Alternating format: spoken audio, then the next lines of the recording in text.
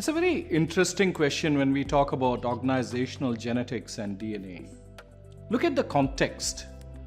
Lifespan of people has gone up. Technology interventions have been huge. We were discussing digital until yesterday. Now we are talking about AI and generative AI. Can the organization stand still in terms of the DNA of the organization, make some cosmetic changes and survive and excel? I think that's the question ahead of every enterprise. If you look at outside, the changes are huge. And that's why the topic of organizational genetics and DNA becomes important. I think it's about partnership between HR and business today so that we can create an organizational model that is evergreen and successful in view of all the changes that are panning out.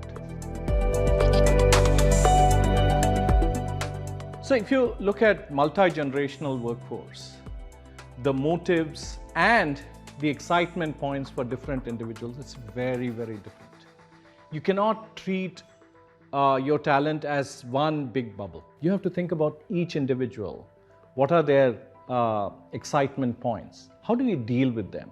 The command and control model of hierarchy is, I think, dead. The old world of hierarchy, command and control has to give way to enablement and excitement, to create learning and development models and models which deal with every employee on an individual basis is going to be the future.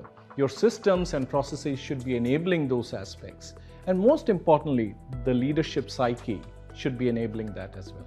If generative AI and AI can help a financial investor to choose between financial products, why can't we visualize it can help an employee to choose career options? And it is going to be the future where every employee is going to be a profit center, is going to be a value center, contributing greater value in the world of generative AI.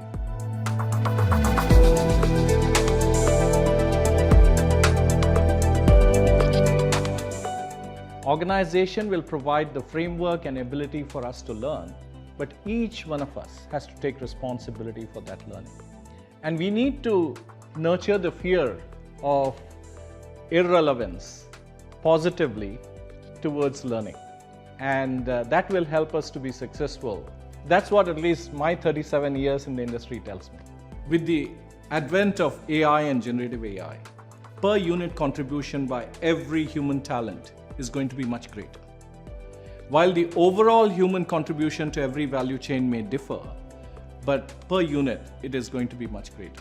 So the question ahead, or the challenge or exciting path ahead of us, is how can we make sure that that contribution is valued and we are able to excite our people towards it. And that's the challenge which I'm focusing on as a business. I hope you will do the same for your own business in your own way.